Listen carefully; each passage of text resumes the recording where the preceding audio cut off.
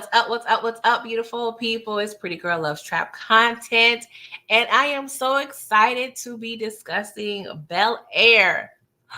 Finally, okay, season 3. We're gonna just recap episodes 1 through 6. Just touch on the major points, and I'm gonna go through each storyline. But yeah, we're gonna be just briefly recapping, reviewing, and discussing all the things that has been going on. Apologize for the delay. You guys know I was sick. I was also out of town. So yeah, the schedule wasn't scheduling, okay? But before we get into the things, please, I would appreciate if you like this video. Subscribe if you're not a subscriber. If you enjoy Bel Air and the other shows I review, please share if you don't mind, okay? And let's get down in the chat because I want to know your thoughts. I got questions, okay? And yeah, if you're watching a replay, let's get down in the comments and have fun. Hey, Deary Boo, thank you for coming through. What's up, DeMarcus? Thank you for coming through again for live number 2 for the day. So thank you so much. You're ready with the shenanigans, Team Jackie. Okay, we gonna get there. We are definitely going to get there. I did see there was some, beef in the internet between Team Jackie and Team Lisa. Okay, I'll let y'all know whose team I'm on in a minute. Okay, let me finish drinking a little bit more of my tea because y'all know your girl was over here with the coughings. Okay, I thought I was at good 95%. Well, maybe I need to like hike that down to a good 80%. But maybe because I'm doing more talking than what I have been doing. So let me just drink a little more of my tea.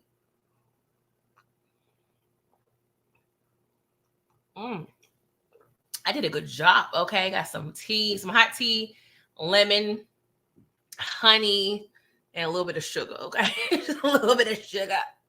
Yeah, I know I'm a little fiend for the sugar. Okay, but yeah, Mr. Jones, thank you for coming through, y'all. So, like I stated, I'm gonna kind of go through each storyline based on the person. So just rock with me, okay? I'm not sure how long this live gonna be. It may be 45 minutes. It may be an hour and 15. I don't know, but we're going to get through all the things, okay? But I don't think it's going to be too long of a live, right? So let's jump right into the shenanigans with Carlton the Banks, okay? So we start off the season, and off rip, there's a time jump. There's 30 days, okay? So we start off seeing Carlton give his, like, little ending speech in terms of rehab. So this person who has been admittedly secretly on cocaine, okay, the cocoa, for 2 to 3 years, is now saying goodbye to rehab after 30 days. Make it make sense. Make it make sense. And don't get me wrong. I remember a couple of chapters in college about mental health and, about drug use and all those things, okay? But I just don't think 30 days is enough rehabilitation for a teenager that has been using said narcotics for 2 to 3 years. Like, that doesn't equate.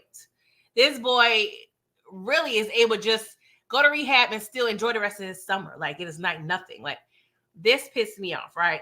So before he leaves, we get introduced. Lord, Amira. Amira has worked my ever-loving nerves, okay? Let me just start off by saying this, okay? We immediately see red flags, okay? She is definitely given bad influence. She was over there just trying to, drop it like it's hot all on Carlton's lap. And Carlton was like, yeah, fraternizing and all those things in rehab, that's kind of forbidden. She was like, we about to be out of here. I was like, yeah, she's going to be a problem. She is going to be a problem, okay? And we see throughout these 6 seasons the growing and the growth of their codependent relationship. And I'm a little nervous. Like, somebody needs to put a halt to this before it turns real Bobby and Whitney real quick, okay? Like, it's given problematic, okay? Like, let me back up just a little bit, right? So Carlton, he's released. They have a welcome home dinner for him. And Ashley's already not with the shits, okay? Kudos to Ashley, okay, aka Miss Accountability. Like, she is asking all the hard questions, all the good questions. Okay, she definitely has newscaster or interview or something in media in her future, because what Ashley's not going to let you do is be skating. You're not going to be Usher D. Raymond over here skating along like it ain't nothing. Okay, so she explains and asks Carlton, like, so what really went on in rehab? Like, did it work? And of course, he gives some political answer, and she's side-eyeing it like she's me and her on the same page. Like, sir, are you okay? Blink twice if you're not okay.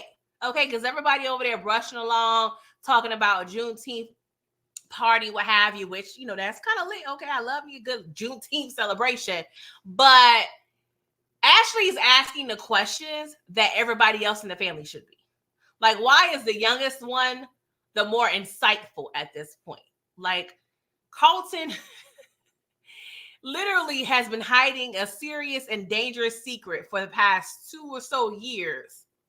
But when upon release, his 13, 14-year-old sister is the only one that's asking the hard-hitting questions. Not even his parents, who's actually forking the bill and actually had to deal with such embarrassment.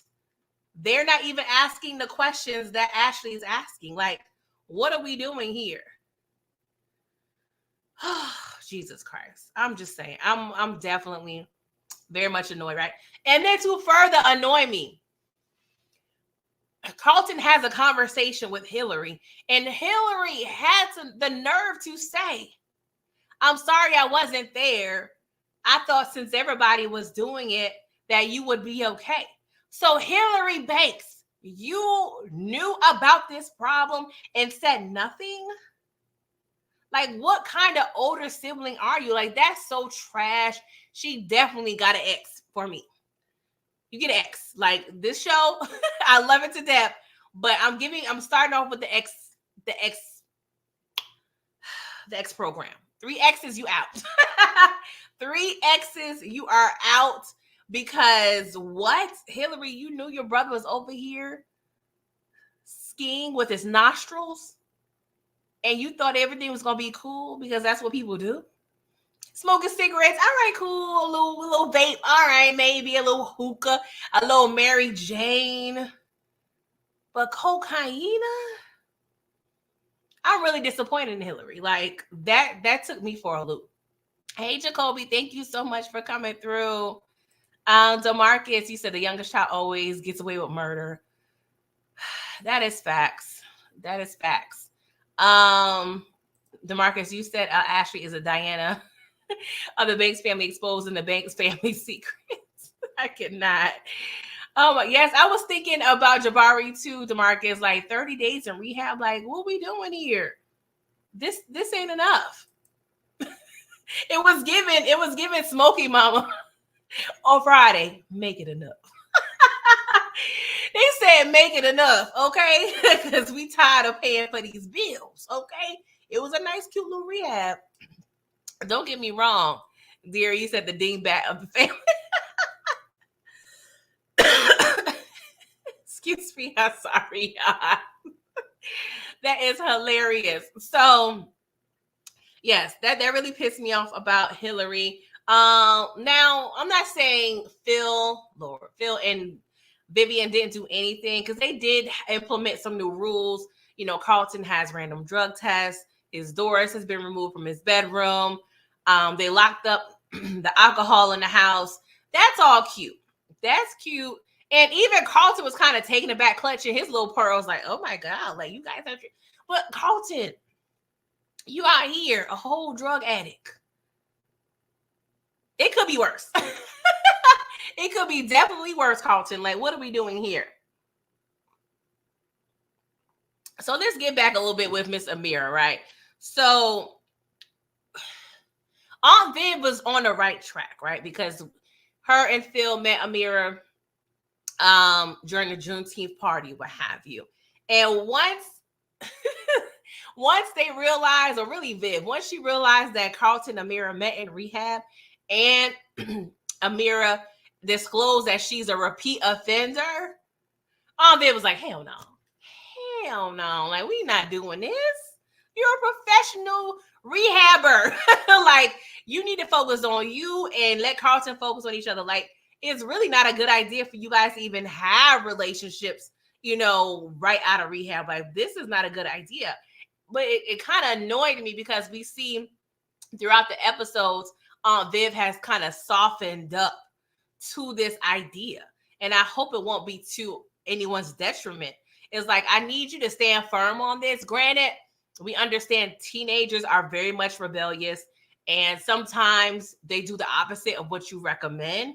But as a parent of a drug abuser, I need you to stand 10 toes down, Vivian. Like, you backtracking, allowing this abusive relationship is not a good idea, right? And then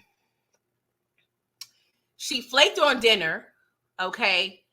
And she had this whole story about being the anniversary of her sister's death. Like, is it me or is she lying? Like, I don't know. Like, I want to believe her, but something was like, I don't know if I trust this whole story, because every time Amira is on screen, it's given I'm high. It's given I'm on something. Like, she always look a little off, a little loopy. Like, I don't know. Like, I don't know. That could be just the actress. I hope not. But she definitely gives I'm always on something. I'm always geeked up, and I'm always looking at Scotty and seeing spaceships on Bankhead. Like, it's given always weird around her, right? But the mere fact that one is a repeat offender and she is an adrenaline junkie and turning Carlton into an adrenaline junkie. And it's like, you're really not healing. You're just transferring your trauma from one outlet to another versus actually healing yourself. And this codependency with Carlton, with them always, oh, I need you. I need you. I need you. You're the only person I can talk to about this, yada, yada, yada. Y'all better get a grasp of this, or like I said, it's going to turn Bobby and Whitney real quick. Like, so I don't know. I just feel like at this point, Carlton knows he probably need to break up with her, because when she sent Carlton that text about, I found our next little thrill, skydiving, the way Carlton looked, it's like he knows for the betterment of his sobriety, he needs to let her go. But they're so dependent on each other, it's going to be hard for him to even do that, because he feels like he cannot relate to anybody but her. But I do like the relationship that he's kind of forming with the moderator, Spencer. But that kind of is ruined now because Beera went off on her. I gotta call her Beera, Lord Jesus. If y'all watch Little Women Atlanta, y'all know who Beera is.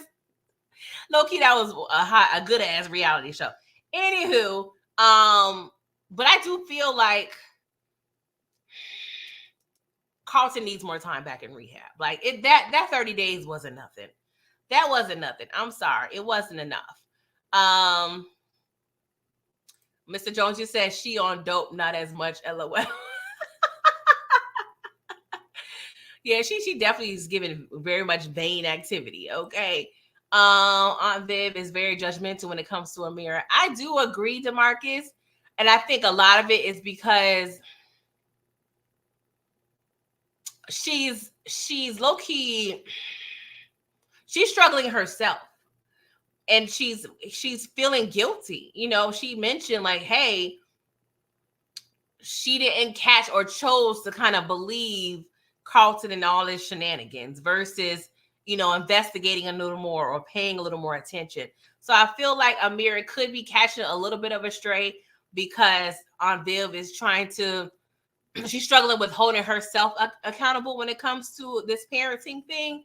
But I'm also understanding that she's very protective. She's in a protective mode when it comes to Carlton at this point. Like, she knows she from Philly, okay? She done been around a crackhead or 2 or 3 or 4 or more, okay? She already know how this thing kind of works too. So I understand. I felt like initially when I first watched it, I felt like she was being a little harsh on Amira, but watching it a second time, I kind of can see it now. I can kind of be on board with how Vivian handled it, honestly. But I will also say, dealing with people delicate like Amira, who's in and out of rehab, you don't want to trigger them either, you know what I'm saying, by being so negative and so judgmental, because that can bring them back to the very thing why they went to rehab for, you know what I'm saying? So, but like, you can be cautious. But on Viv, she's kind of like, it's about my son, okay? You go on with your people and let your people handle you, okay? So, and I also didn't like, just Amira just really being very just, and I feel like I'm making this word up, y'all. It's the Gattori when it comes to Lisa and Jackie. We're gonna get to them a little later, but the fact that she was over there just being an instigator with the whole beef with Jackie and Lisa during the little car racing situation, like, I'm like, girl, not too much. Okay, you just got here, you don't know these people. Like, I'm gonna need you to calm down. So it seems like Lisa and Amira is getting a little chummy. I don't know about them forming a little friendship, a little bond. I don't think Amira needs to be around any of these people because she gives a little cool for Cocoa Puffs. Yeah, so Lisa, I'm gonna need you to watch out for that one. I don't know if we can trust her. Also, Carlton has dealt with a rejection from Princeton, which is a big blow because we know that's the school he's always wanted to go to. But I feel like that's also a reality check because Carlton is spoiled.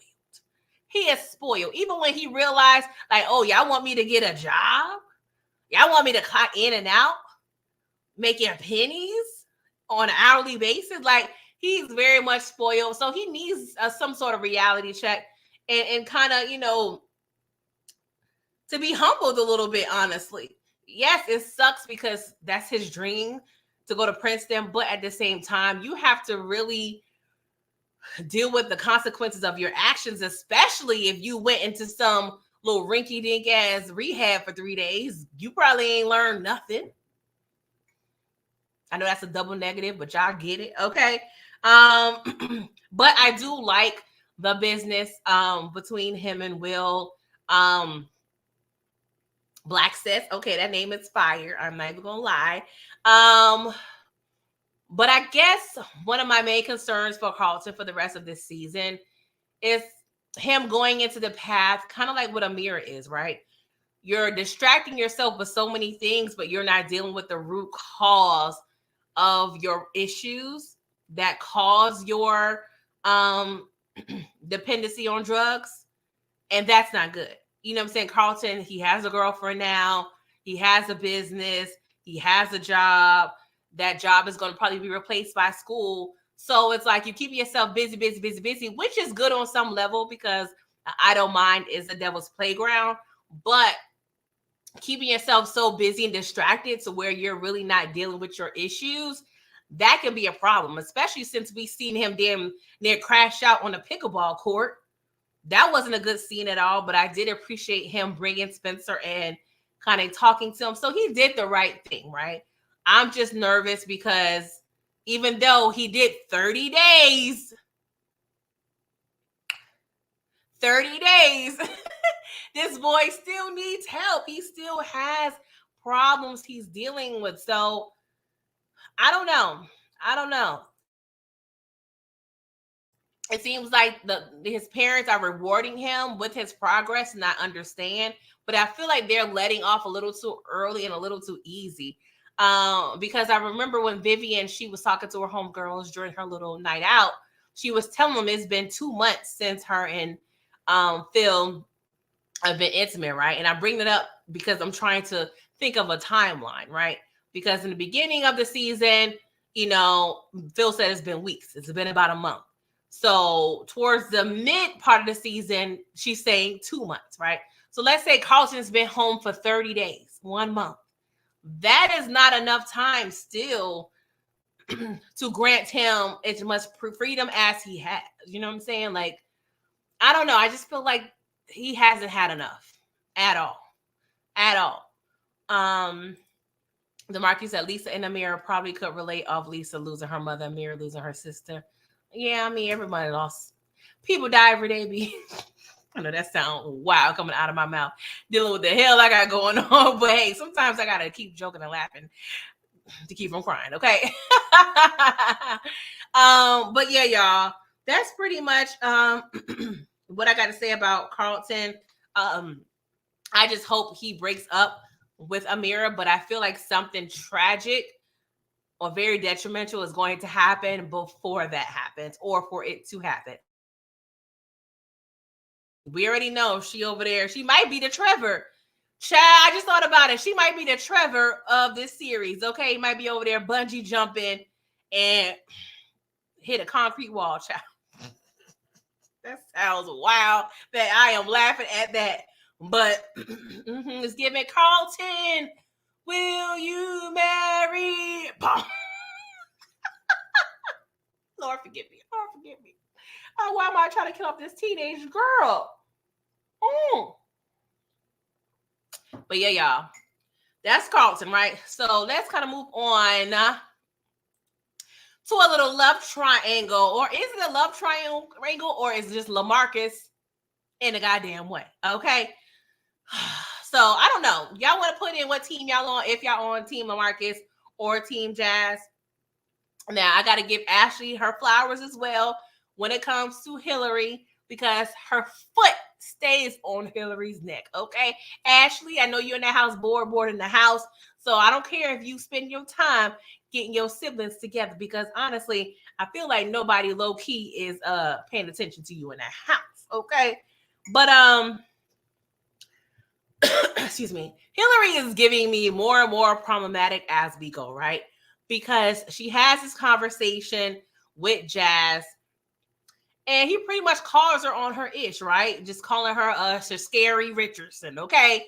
Telling her she's a runner, she's a track star, she runs for everything. That gets hard. School, work, relationships, blah, blah, blah, blah. And I'm like, all right, Jazz, not too much when it comes to you and her, because you was very much insecure and wasn't ready to be in a relationship with Hillary. So I don't want you to include yourself in the list of things that Hillary is scared on, because you was actually the scared one, my guy. So not too much dip on your chip, okay? But Hillary's response to the feedback from Jazz was given very much immature and impulsive, okay? Because she grabbed LaMarcus so quick to announce that engagement. I was like, oh yeah, you in your feelings. You definitely in your feelings. And I don't know, like I've never had a problem with Hillary thus in terms of season 1 and 2, but now I'm having a little bit of issue with Hillary. Like, me and her, we gotta talk, okay? But let's get into the situation with LaMarcus. You know, during his scrimmage, he had a very unfortunate situation, and he has this heart condition, right? And I think some of us were on the fence about LaMarcus. We were trying to figure out if he had an angle, what's his angle. But he really displayed to me, he proved to me he really loves this woman. Because when he came out of, you know, I don't know if he was in coma or whatever. I don't think he was. But when he gained his consciousness, the first thing that he thought of was, I know you said you wanted to talk to me before the game. What was it? My mom said, you stayed here all night. Do you need to get some rest? Did you, get enough sleep? Like, he was very much concerned about her more than he was concerned about himself. So to me, that shows he really loved his girl. He really loved this woman, okay? And I don't feel she really loves him. I feel like she loves Jazz. I think she likes LaMarcus and the idea of Marcus. He's great on paper. I mean, he's actually great on the eye, okay? But sometimes that's just not enough. It's the intangible properties that sometimes is more appealing. Like, the things you can't put on paper, the things you can't describe when you're in love with someone, right? That's probably what's going on with her and Jazz. But see, I think she's going to have to, in her head, she has to stay with LaMarcus because she wants to prove to herself and everyone else that she's not a scary Richardson, okay? She wants to prove that she doesn't run when things get hard. she also feels guilty about even kissing Jazz. So I feel like with the guilt mixed in with the obligation, she's going to stay with LaMarcus. And I don't think I completely am mad at that because one, they do have history. I do think she cares for him and she can grow, I guess, to be in love with him or love him. And it would teach her to grow, right? But I honestly don't want her to stick it out and stay if it's not truly in her heart. You know what I'm saying? I would want her to stay because she is in love with him, wants to do things, for him because of love, not necessarily out of obligation, because that can build resentment. And we don't want that to happen, right? But we're going to have to see. We're going to have to see because dealing with LaMarcus and what he has going on is a lot. We already see his trifling ass daddy doing too damn much. Okay, child. I don't want to rant about the daddy, so I'm gonna move on.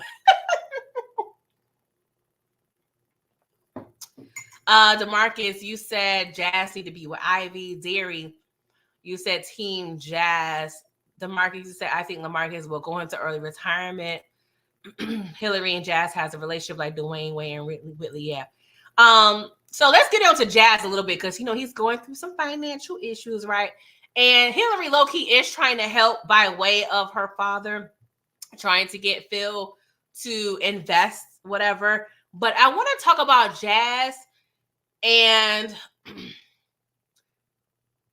some loopholes here, right? So we get introduced to Yolanda, who is very familiar with Jazz. Seems like they grew up together in the same neighborhood. She's running for city council, right? She's been very much at the forefront with this whole protest situation that Phil is tied into, right? But the mere fact that she mentioned that there were Panther meetings taking place at Jazz's record shop, I think that's a loophole that they can run with to have the record shop deemed as a historical landmark. Now, I could be reaching, but I feel like they didn't put that dialogue in there for nothing because Jazz has chosen to still continue to fight and hustle for his business, even with, being offered $30K for his job, for his car, even getting probably a handsome amount offered through Phil by way of his client, right? I feel like that is the only possible other option to allow Jazz to keep his business. Unless, Black Cess cut him some bread through their t-shirt sales. That's another option. But I feel like the business being deemed as a whole historical landmark will kind of keep him having ownership of that building indefinitely. So I think that's where they're going to go. And I actually like Jazz and Yolanda together. She kind of seemed like, not saying she's very flirty or she's not flirty whatsoever, but I feel something between them. You know what I'm saying? I think they could be good together. And I feel like they kind of had similar upbringings, or at least grew up in proximity to each other to where they can relate. I feel like when Jazz is with Hillary, he's always going to feel the lesser of the two. He's always going to be insecure. So I feel like dealing with a woman that's also smart, also beautiful about her business, that can kind of be a good thing for him. Because one thing about Jazz, he always got him a little hottie, okay? Always got him a little hottie with a little body. And to further show how much he loves Hillary, he showed up to console her and bring her a snack while she was over there trying to console her fiance. And Carlton was actually in the midst of a whole date while doing so. If it is love, why do you feel this way? Why does she stay on my mind? Boom, boom, wow. If it is love. Oh, God. Hey, Miss Kira. Thank you for coming through. Thank you. DeMarcus said it would be interesting if Erica will be Jazz attorney against. Oh, that would be cute. That would be cute. That would definitely be cute. I like the way you think. We're gonna get into Erica's ass a little later, right? But yeah, we're gonna see what's going to happen with Jazz.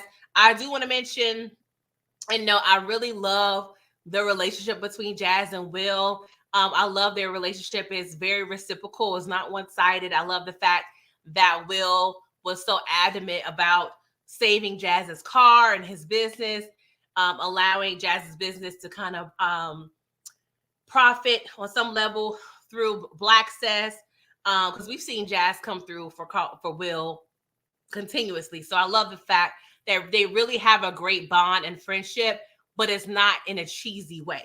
Like, I love the scene of them in the car at the car show. And, you know, Jazz is like, I really appreciate it. Like, I'm over here trying to be y'all role model and, you know, be y'all mentor. But in the midst of that, y'all started y'all business to help mine. And that was kind of deep. That was kind of deep, y'all. I ain't even gonna lie. But we gonna see. I love me some Jazz. And I think I would be team Jazz if I didn't feel if that Jazz was probably better suited and a better fit for someone like Yolanda. Well, shout out to Yaquila Yolanda. That just came up in the chat. Hey, boo. But I think they will make a better couple. Steven, you said, I truly think Phil was giving him best advice despite all the implications. So it sucks he let that girl change his mind.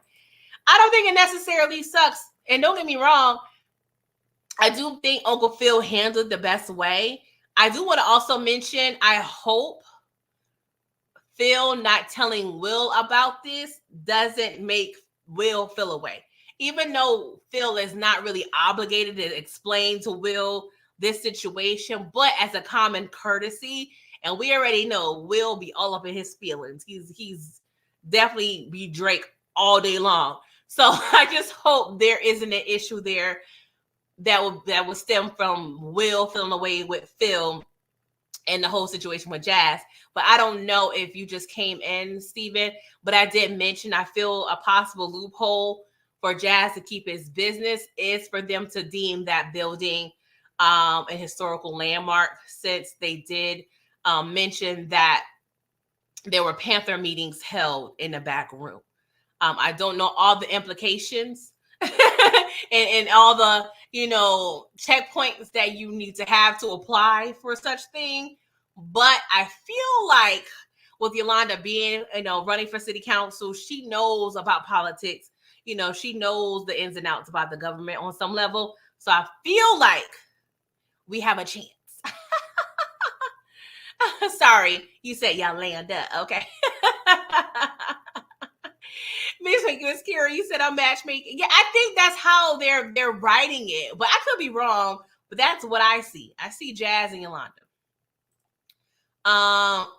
Steven, you said Jazz character is likable and easy to root for, but I feel like his storyline is trash and forced. He's second to Ivy at the bottom of the barrel storyline. Yeah, Ivy is just kind of like probably a C character. I don't really think she's a B character, honestly. We'll see if they bring her more in the forefront in the future. Okay. Y'all, let's move on to Will. Okay, Will, speaking of love triangles, Will is in like 3 triangles, right? First triangle between him, Jackie, and Lisa. Second triangle between him, his mama and his daddy, Lou. Okay. And the third triangle is between B-Ball and Blackcess. Okay. He's over there just dealing with all the things. Okay. So let's get into this situationship between Lisa and Jackie. Okay. So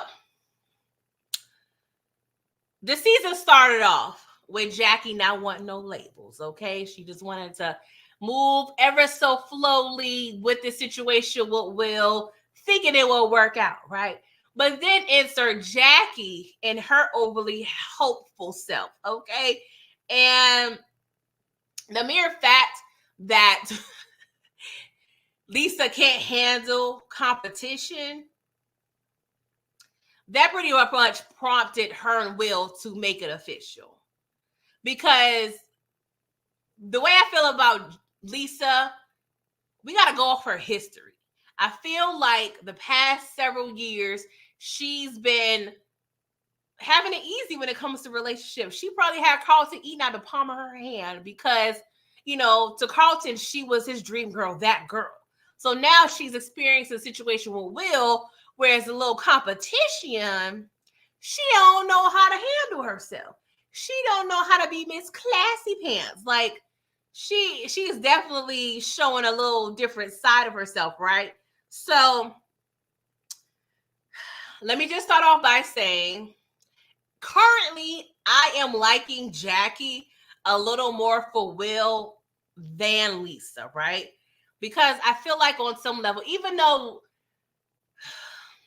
Lisa is not like a silver spoon girl, right? Her dad is, you know, the police chief. You know, she goes to a great school, but they're pretty much upper middle class, right? So I don't think she's like bougie, but I feel like Jackie kind of is like Will. They can kind of exist in two different worlds and still flourish in both worlds, right? I feel like they're both relatable to each other. And I feel like they're able to express a certain level of vulnerability to each other that I haven't completely seen on a level of vulnerability between Lisa and Will. Like when Jackie came over to the house and asked Vivian for a letter of recommendation for Juilliard, Jackie and Will kind of shared like a cute little bonding moment. They both kind of expressed, you know, the beefs they have with, you know, their prospective parents, right? Like little things like that, I don't necessarily see with Lisa. And I could be wrong, but off the top of my head, I don't recall situations like that happening with Lisa. Even though we've seen Will be there for her, right? We've seen Will be there for Lisa when her, you know, her sibling was born and she was struggling with her stepmom. Like we've seen them be there for each other, but I feel like there's a certain deeper level of intimacy between Jackie and Will that can be tapped in a little deeper, right? But I think the problem is, and I hate to bring in this show, I don't know, Will and Jackie gives me Tariq and Effie just a little bit. Like Will, he likes Jackie on some level, but for some, I won't say for some reason. I feel like based on their past, Will probably would have a hard time completely forgetting the past and being able to trust Jackie. Since she was previously able to kind of, I don't want to say lie to him, but she left out important details. But she kind of had to choose her uncle over him, as he would do with her, right? But yeah, I do like Jackie a little better. Even though she claims she was just being extra friendly and helping Will, I feel like all that extra help does stem for her low-key auditioning to be the girlfriend. Okay? And the fact that Lisa just called her a bitch and she not even with Will officially at the time, like, girl, what are we doing? Like, I ain't gonna lie, I feel like Jackie was straight beat Lisa's behind, but she's not gonna do that. But do we think that Lisa will apologize to Jackie about calling her out her name? Let me know what y'all think about that. Let me see what y'all talking about in the chat.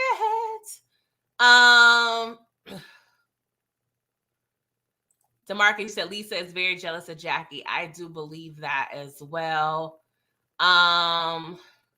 You said Jackie is definitely great for business. Yeah, I'm gonna get into that too. There's a little point I want to make. Stevie said I'm definitely missing more scenes that show and develop the friendship between Will and Jazz. Yeah, Queen Yolanda, you said, I'm sorry. I think I've been calling you Yolanda this whole time. Thank you for also clarifying Yolanda. My bad. Please charge it to my brain, not my heart, boo. You said Jackie was lying. She like Will. She was being a bit much. Snatched the shirt out of Lisa's arm. Yeah, she definitely was being a little extra. But at the same time, Will is single, right? Will is single at that time. Hey, Derry said definitely equally. Yo, Derry said just don't like Lisa. And don't get me wrong, I never had an issue with Lisa before this season at all. Stevie said Lisa and Jackie being friends is unexpected. Can't wait to see that. I don't want them being friends, but I don't know. Mr. Jones said, PG, you the first chick I heard say Team Jackie. Salute that. Oh, man, for real. And I haven't been able to watch or listen to anybody's take on this show. So good to know. Y'all, Queen, you say, I feel Lisa was like, damn, girl, thirsty all day. She knew what she was doing. You knew on the scene, trying to do what you got to do, but it seems a bit shady. Like Effie, kind of nice, helpful, shady. Yes. What's up, booby? Hey, bro. You said pulling up to show some love. Don't watch Bel-Air, but you know I got to rep CBC Team Toxic. Thank you for coming up, bro. We definitely got to do our conference soon. Okay. Hey, Shayna, how are you? Thank you for coming through. So yeah, y'all, please make sure y'all like this video. Okay. But yeah, I do like how Jackie kind of came through with the Pony Rich situation. She was kind of repaying a favor from Will. What I must say about both women, I'm calling them women, I would say young ladies, they both equally do not have a problem with calling Will out on his shit, right? He needs someone like that. We've seen a situation with Jackie where, you know, they was in a go-kart and she was like, bruh, like Lisa was over there calling me out my name and you just sat there and didn't say anything. You didn't defend me. And that was kind of jacked up. You know what I'm saying? Like, I see this a lot with women, but Will specifically in this moment, well, in that moment, I feel like he could have said something or could have done more. You know what I'm saying? Even though he likes Lisa a little more at this time, he kind of chose Lisa's side. And not saying you can't be Team Lisa if you're Will, but still kind of check her a little bit like, hey, yo, like, you know what I'm saying? Calling her a B, that wasn't wrong. You know, that wasn't cool. You know what I'm saying? So at that moment, Jackie was pretty much telling or showing Will how to treat people and how to be able to balance between two friendships. I see people that do not know how to do that sometimes when you're in the midst of a relationship and you're trying to figure out how to navigate between the two. So I like the fact that Jackie was able to call him out, and we've seen Lisa call him out, even when Will was struggling with the business, learning, you know, the ins and outs of, you know, the business and him feeling a little insecure. Not knowing as much as Carlton. And she was kind of, you know, letting him know, like, yo, bro, you got to step your game up. You know, we got to go have quizzes or whatever we got to do, but you're going to learn about this business. So I do like the fact that they're both able to do that. But if I had to choose between the two, as of now, as of the end of episode 6, I am more Team Jackie. SJ Smith, what's up? You said Jackie wants Will back and is willing to get him back by end. Yeah, she is definitely getting her Malcolm X on. Okay. Mr. Jones said Lisa sold 12 raggedy ass shirts. Jackie was boobing. That's what I'm saying. Lisa didn't even want to come. You know what I'm saying? She want to be over there swimming, doing the backstroke and butterfly-ish. She didn't even want to come. She was like, you know, because Will was the one was like, of course, you know, Jackie's coming. I mean, yes, Lisa's coming. And she was like, sure. Like, she didn't want to go. But the fact that Jackie was going to be there, she like, I got to show up. I can't let the competition outbeat me. And that goes to my next point. We've heard some dialogue about Lisa having to spend more time focusing on swimming, right? So even though they started off the season hot and heavy, I feel like Will and Lisa, their relationship is probably going to dip a little bit because Lisa's going to have to make a decision between her relationship with Will and making nationals, right? And that also grants an opportunity for Jackie to kind of wiggle her way through. And that's kind of funny because they all low-key working together. But Jackie has proven to be great in marketing and in sales, right? And the way that Blackcess is blowing up, I wouldn't be surprised if Will and Carlton bring Jackie in to help with the business because she has a talent. Even though she's a dancer at heart, okay?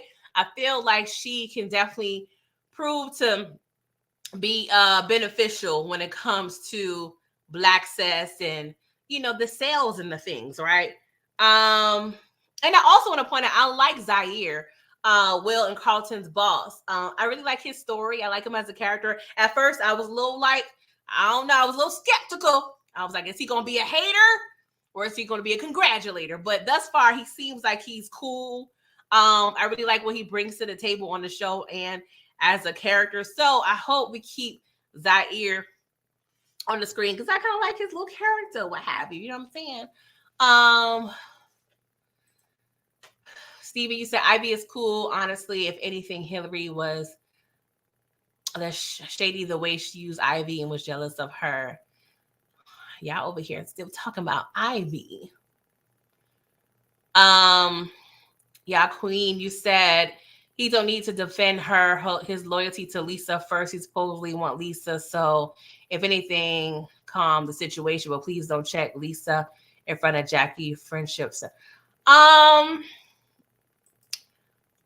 don't know. Like, I feel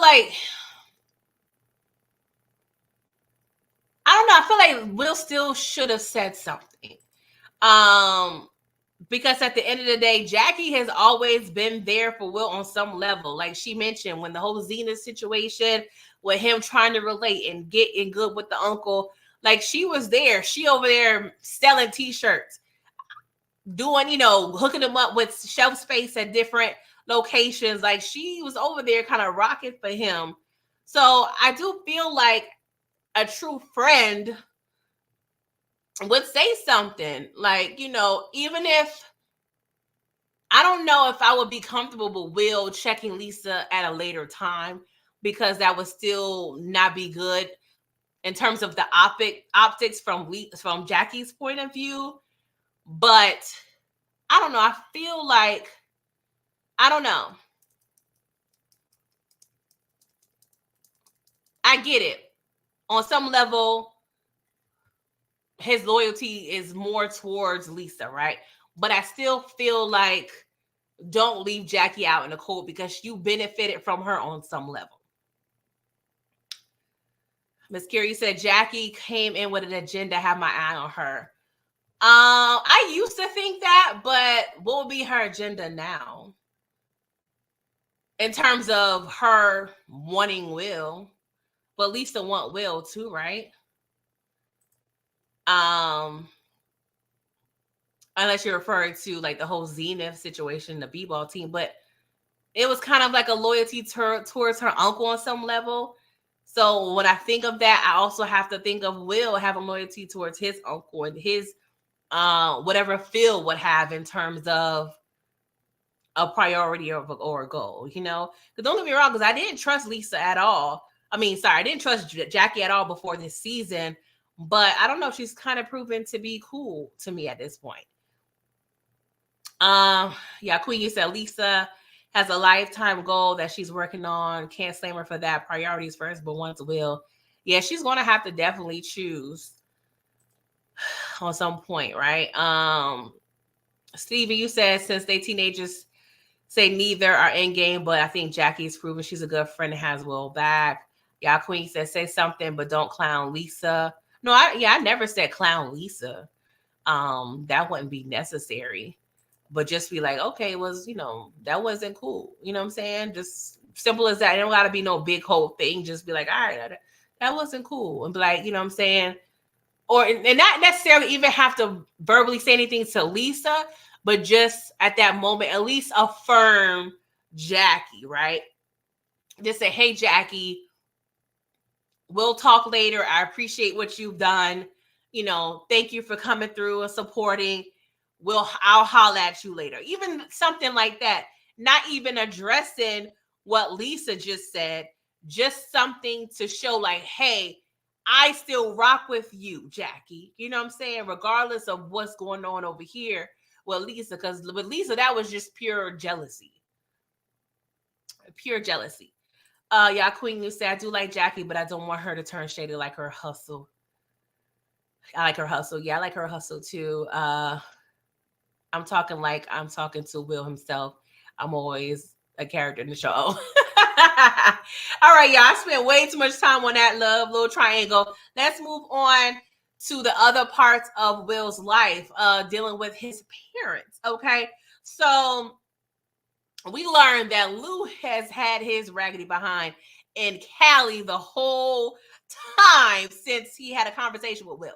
Now, I see both sides when it comes to this, right? Based on the last conversation Will and Lou had, Will act like he didn't want to do anything with Lou, right? So I can understand Lou not saying anything because per Lou, he was going to say something once he got his ish together. But at the same time, I'm like, Lou, you look very much comfortable, sir. Okay. Very much in tune to what you got going on. It seems like you're very much settled. But Lou, as someone who's trying to or needs to put some effort into some sort of communication or relationship with Will, it will behoove you to just say, hey, son, I decided to stick around in the same state that you were in, not even the same state, because he's in Inglewood, Will's in Bel Air. I don't think that's no more than an hour away from each other because California is a big ass state. So I don't want to just say state. But I just feel like it would have been great to at least give Will the common courtesy of like, hey, son, I'm around if you feel comfortable or change your mind about formulating any type of relationship with me. If not, just as emergency purposes, just know I am in California. I would have liked that. But that's not what happened. Will ran into Lou at damn Johnny's Deli of all places, okay? And like I said, Lou looked very much comfortable, like he had his favorite order and everything, okay? So Will ends up visiting Lou at his place of business, a barber shop, and they have this dialogue. And Lou is pretty much expressing some rough, tough love, if you will. Now, keeping in mind, Lou don't really know much about being a daddy, especially to a teenager, right? So his communication style as a parent is definitely going to be off and not on par. And parenting is practice, honestly. You have to learn to be able to have these conversations, period. You know what I'm saying? But Will and Lou are not on the same page. You know, Lou is trying to get Will to see that he shouldn't get comfortable living his Bel Air lifestyle, and he needs to just have that attitude like he's getting it out the mud, right? But Lou also shows that, hey, I've been checking up on you and keeping tabs on you. Like he expresses, you know, his feedback on Will and his basketball game. So he's been around watching Will from a distance, right? Which I could appreciate, but I just feel like Lou's delivery could be better when he's talking to his son. But that conversation left Will very much dazed and confused, child. Got Will over there. His game is off. He don't know what to do with himself. And once he realized that he had something in common with his daddy, i.e. basketball, Will say, you know what I'm not going to do is play basketball. And I'm going to prove him wrong by showing I can do something other than basketball in my life that will prove to be successful, right? So Will decided to pretty much give up basketball, at least for the summer, to focus on the business that he has with Carlton. Before I move on, I want to see what y'all talking about. Yeah, Queen, you said Lou is cool. What the hell Will want him to do? He was like, kick rocks and chase them. But yeah, I say I'm here getting my ish together. Hope we can work it out. Something Vi is so very whack for that. Oh, we about to get into Vi too. We about to get into Vi because girl. So with Will being able to see how the Banks resolve their family drama and issues, and also with Will talking with the Zaire, because Zaire, his boss, also mentioned like, hey, my dad died when I was in middle school. You know, if your parents are still alive, there's still hope. You know what I'm saying? So Will got his wheels turning, those brain cells was coagulating, right? So that kind of prompt him to want to see if he can have a kumbaya session, if you will, with his parents. So he calls by asked her to come to LA, and he eventually asked her to meet with Will. And she's like, oh, hell no, raggedy ass Lou, hell no, I don't mess with that fool, blah, blah, blah, blah, blah. And so she got all this smoke, right? All the smoke in the world. So they end up having a meeting. Shout out to Spencer. He allowed Will and his parents to meet at the little rehab, AA meeting space. And I love this scene, y'all. This scene was great. The acting, Marlon Wayans did his thing. All three of the actors, chef's kiss. I really love this scene. But I must say, I really love the background that they are giving us in terms of Lou and his story, right? Much very different than the OG, the original Fresh Prince, because that Lou was trash, okay? That Lou sparked a whole memorable moment, the most probably memorable, dramatic moment of the original Fresh Prince of Bel-Air. Like, how come he don't want me? You know how Will, he was over there spazzing out because Will was, Lou was over there driving trucks, whatever the hell he wanted to do, right? So I'm glad that we're able to see the actors the writers flesh out Lou's story, right? Because we learned that Lou and Will ain't so different. Lou's parents died when he was Will's age. He moved in with his grandparents. His grandfather was up on him, trying to keep him on the right path. That wasn't enough. Lou ended up, doing away with basketball, started running the streets. Years later, insert Will. And him and Vi was struggling, probably sharing a package of ramen noodles, not even a pack each. It was probably over there dividing that thing by 3. Okay. And Vi was like, day number 5, no heat in Philly, not gonna work. So long story short, she told Lou to do what he got to do so they could get that heat cut on, okay? Because ain't that much bubble coats in the world, okay? We ain't got no more blankets. We coat. So Lou explained he had to do what he had to do. You know what I'm saying? His boss did not pay him, and that turned into him robbing his boss to get money for his family, right? So I love that we learned that, because in that, we learned that Vi has some parts in this. Now, I'm not blaming Vi for Lou robbing his boss or the man that owed him money. But based on the smoke that Vi had for Lou all these years, you would have thought that Lou was just the most trash ass individual in the United States of America. Like, that pissed me off, because not until that meeting she decided to hold herself accountable, because it was low-key forced. She would not have said anything, would have kept that anger in her spirit, in her heart, through her son, if this meeting had not been called. Because what happens is, and this happens so often, I've seen it with my own 2 eyes in very close proximity to myself. I've seen a mother feel a way about the father of her child, and those feelings filter through and fester and makes its way through the child, and through the child's lenses, they end up feeling that way with the other parent or the father. And that pissed me off. That, you got an X. You got 2 more X's to go, because, girl, what are we doing here? Hey, EJ, thank you for coming through. Miss Carrie, you said Lou is an adult. He had choices to make. Yeah. DeMarcus said Vi is so full of it with Lou, child. Stevie said Vivian is Lou are siblings, therefore they have the same last name. What's confusing?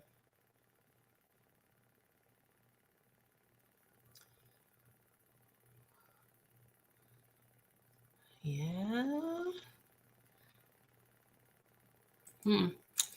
Miss Carey said, I feel like they're switching the story on us and still Lou ain't ish. I'm a little more partial to Lou because I can understand the mindset of that desperation of by any means necessary. I know people that make that decision in the past in my family or whatever. I'm not saying that there isn't a better way to do things, but I can understand someone with little opportunity making a rash decision, an impulsive decision that can affect the rest of their life. So I get that. But I am also holding Lou accountable.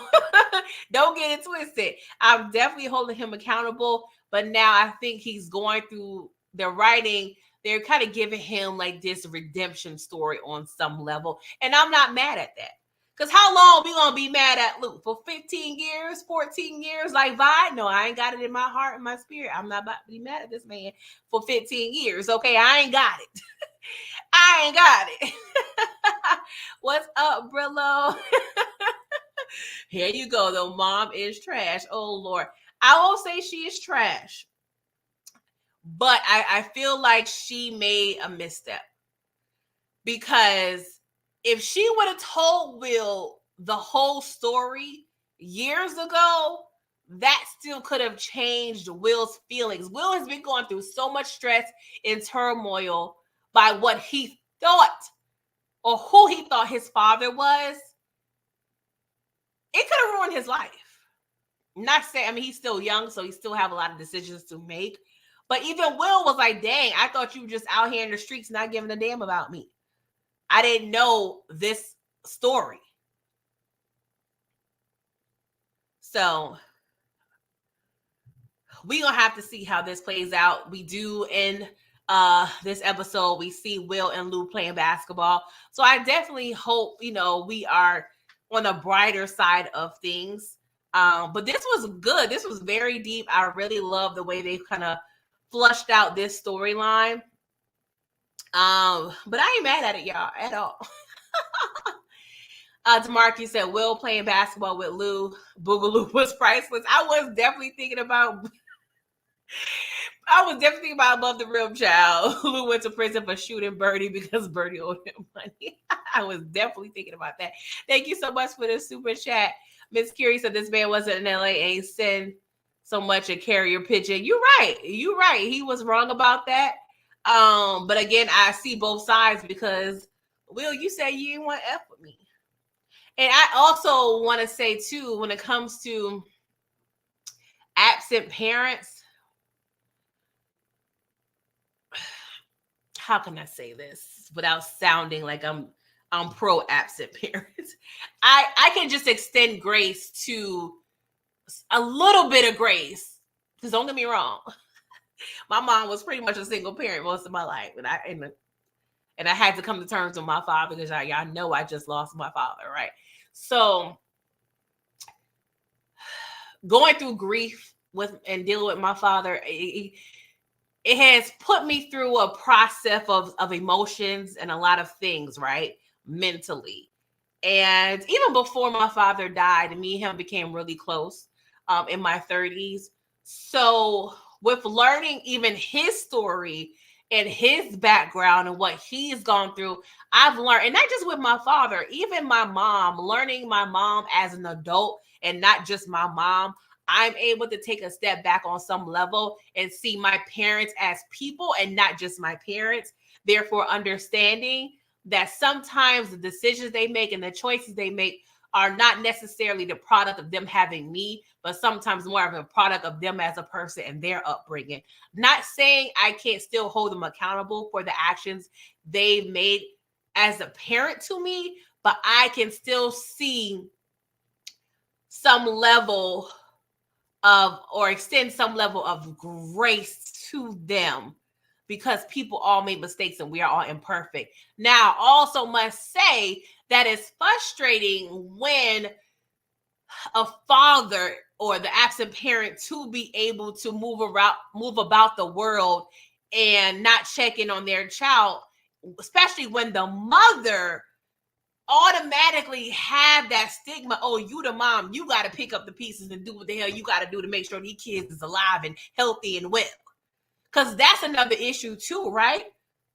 It always normally is the mom has to pick up the pieces. She birthed the baby. She got to take care of the babies. And don't get me wrong, sometimes we don't make the best decisions on who we have babies by, but sometimes people switch up and change once those babies enter the world, right? So it's a very complex and deep situation. But in this storyline, I must say they both have to be held accountable, but I can also extend grace to both sides of the story. And I hope y'all can understand what I'm coming through, what I mean by that. Thank you, Demarcus. Sorry, I already read that. My bad. Miss Carey said, I get that, but kids don't ask to be here. It's up to the parent to do. Yeah, you're right. I definitely agree with that. Definitely agree.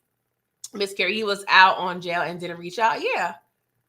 I agree, you know, that was effed up. And I dealt with that too. I dealt with realizing and knowing my dad and my mom was communicating, and my dad didn't reach out to me. Like, bruh, you reaching out to my mama, but you not reaching out to me. And I for damn sure felt the way. And I was actually the one to reach out and be like, hey, bro, what's up? And, you know, learning, he was actually, and it sounds crazy, he was a grown ass man, but he was actually fearful to communicate with me. One, because he wasn't probably mentally prepared for the accountability and smoke I possibly would have for him. But that's a layered thing. But I'm not excusing Lou at all. I'm just able to see all sides and perspectives of a story. But the fact that you wasn't there and did not help physically, emotionally, financially, as a parent, you would think when you are free from prison, the first thing that you would initially want to do is reach out to your child. I would think that's a given. And I know some people have detachments, but I can't imagine having a child in the world and not knowing what the hell going on with that child, at the very least, at the bare minimum. So I feel like there's no excuse for that. Every parent, male, female, mother, father, y'all trash if y'all don't give a good goddamn or don't know what the hell going on with your kids.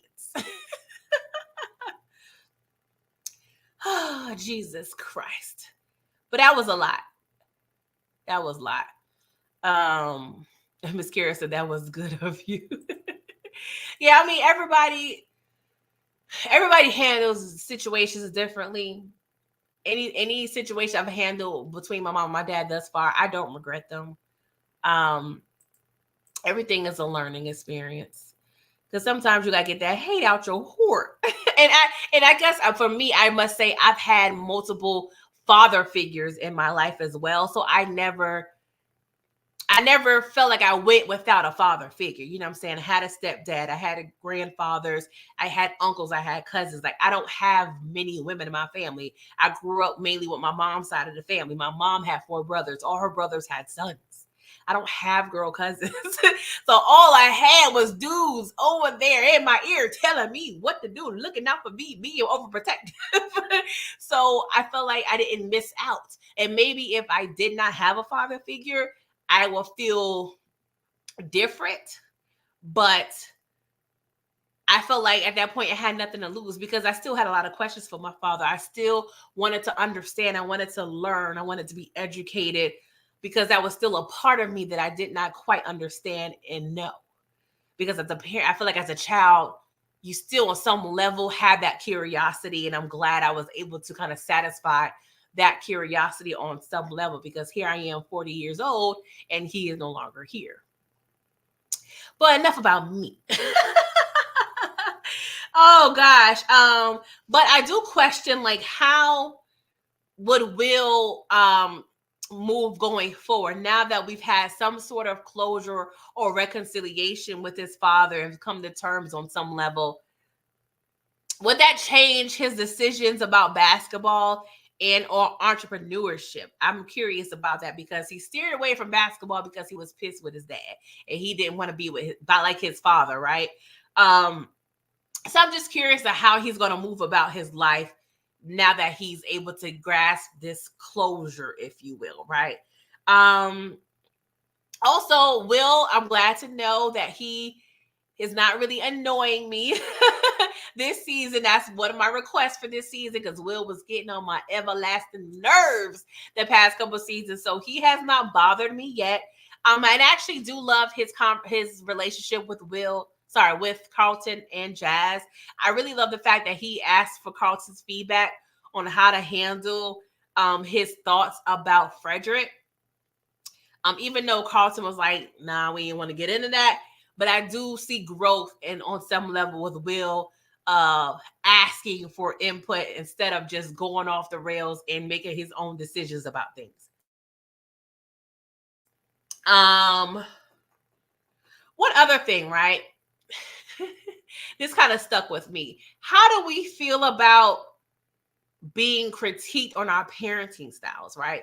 So after Will asked Vi to meet with Lou, Vi and Vivian had a conversation, and Vi pretty much told Vivian, like, hey,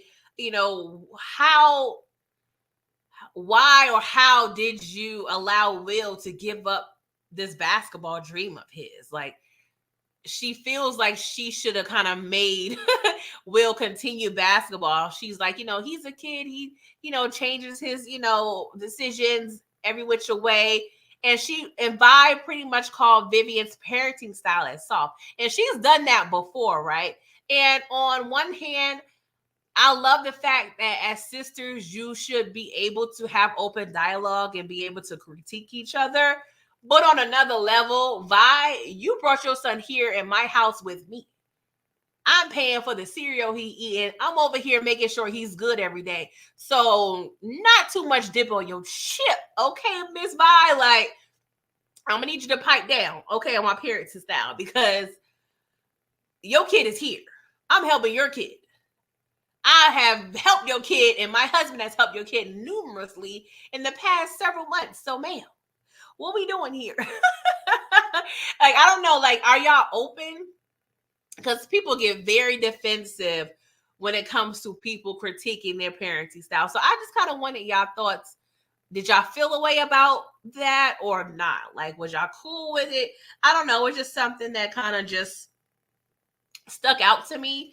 Because what you're not going to do is keep, talking about my parenting style and your son's problems constantly being put on my lap. But that's pretty much all I have in regards to Will. Y'all, let's get into the thick of things, okay? Let's get into Philip and Vivian and all the ish they have going on, y'all, because it's a lot, okay? I'm not trying to be on this topic too long, okay? But I can imagine I'm pretty sure they've been through struggles in life, right? But it seems like for the most part, they've been coasting along, for the past several years, very comfortable financially and, socially, all the things, right? But now they're dealing with some serious things. They got the situation with Carlton and his sobriety. They're trying to console Hillary with the situation with LaMarcus, dealing with Will and everything he comes with. They both have new career paths. So they are dealing with a lot, including lack of intimacy, because Vivian is like, no punani for you, Philip, okay? Not today, not yesterday. It's actually been several weeks, okay? At least since Carlton has been in rehab, okay? Carlton has been without the cocoa, and Philip has been without the punani, okay? It's a lot. It's a lot, okay? And Polo Ashley, they just leaving her by the wayside, but she's not proven to be really problematic at this point, and nor do I want her to be. But we just got to keep Ashley in our prayers, okay? Because she over here just fitting for herself for the most part. So the main two issues in this marriage at this point is Erica Banks and Chef doing too damn much, okay? So I'm laughing because Philip really think he did his big one. He really think he did his big one, right? So Phil, you have history with this woman, right? You've stepped out of your relationship with Erica Banks 20 years ago. Okay, cool. It happened, right? You shared a kiss. Cool. Now you guys are sharing nightcaps at night in the office when it seems like y'all alone. That's a problem to me, right? And then when Erica expressed that she's feeling guilty, even though she was the aggressor, I'm calling that BS. Phil prompts her or advises her to keep it on a hush hush, okay? That's just something they plan on taking to the grave, okay? Oh, Jesus Christ. So during the party, Philip's firm opening party, Erica was acting a little weird. Every time Vivian came around, she always had to go to the next thing. And of course, Vivian's point of view, like, dang, this woman brought me flowers, came to my house, acting like she want to be my friend and whatnot. But now she's avoiding me like I don't know what. So yes, I go to my husband asking if he peeped the weird behavior. He says, oh, I shouldn't think nothing of it. But I know my spidey senses is kind of making me tingle a little bit. And she's already questioning herself because of the situation with Carlton. Like, Vivian is second guessing her discernment at this point. She even goes as far as to question Jeffrey about Erica's weird behavior, but Jeffrey was low-key saved by the bell because Phil walked in the nick of time to where he couldn't answer, right? Side note, do y'all think, and I don't think so, but do y'all think Jeffrey would ever tell Vivian about the situation with Erica? I don't think he will, because I feel like even though he's loyal to the family, he's more loyal to Phil. And Jeffrey has his own way to keep the family together. But I don't know, I question myself, like, would Phil, like, would Jeffrey would have remained playing dumb if that conversation between him and Vivian were to play out a little longer? I don't know. I question myself about that, right? So when Chef doing too damn much decides to bring Vivian lunch on her wedding anniversary. Now, I'm not saying he knew about the anniversary, but he for damn sure that Vivian is a married woman, okay? So you sending a married woman flowers, okay? You're just sending it to her. You're not sending it to her husband or to both of them, because low-key, they both hired you for their family kind of ish business, right? Even though she had the girls' night out, that was hella cute. I really love that. It was giving girls trip.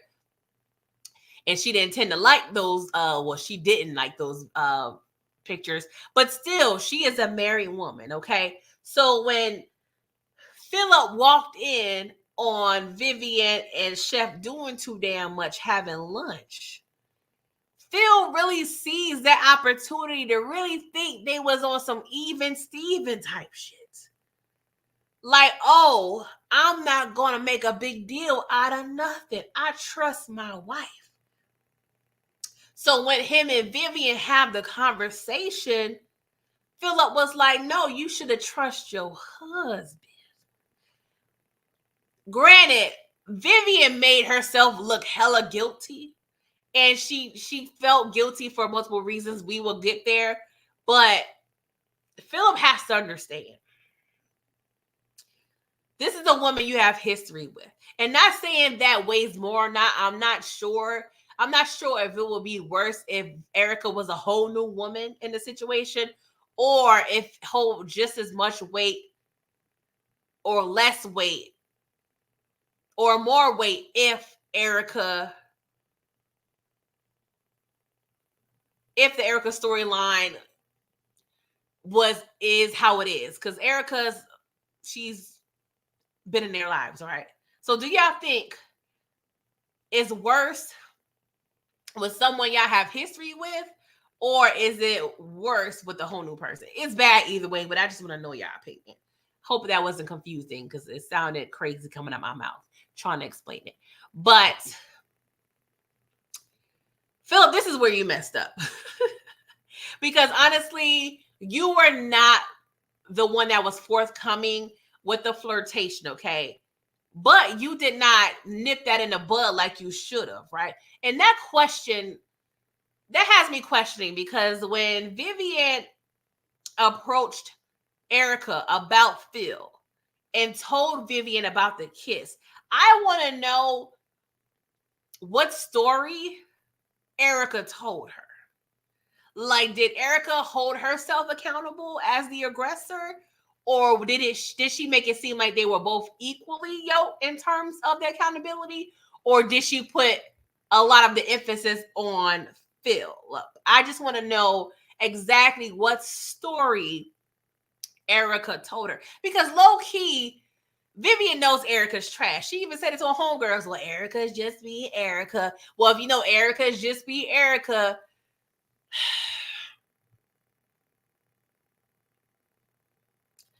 you shouldn't be surprised. Don't get me wrong. I don't know. Like, that's a question I want to pose to, especially a group of guys in the future.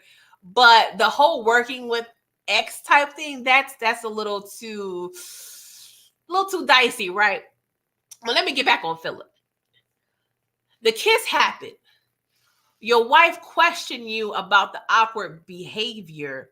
You kind of swept it under the rug. And then when you told Vivian, oh, I think I'm going to go ahead and kind of seek other business opportunities outside of, I believe is, I don't know if it's Lauren or Lake, but I can't remember Erica's law firm. But he pretty much made it seem like, oh, happy wife, happy life. He kind of put it on his quest to keep Vivian happy versus, no, I need to kind of separate myself before things get too hot and heavy with Erica, even though that whole plan was Jeffrey's. Because Jeffrey already saw, oh, this is going to be an issue. So Jeffrey came in through the clutch and found Philip, Omar Campbell, and his situation, right? So kiss happened, didn't explain your wife about the kiss, try to make it seem like, oh, since your wife has been such good of a sport that you're going to go ahead and separate yourself and distance yourself from Erica. And then you tell Erica not to tell Vivian about the kiss. And then you thought when you saw your wife having lunch with a chef that somehow that equates to the whole situation with you and Erica.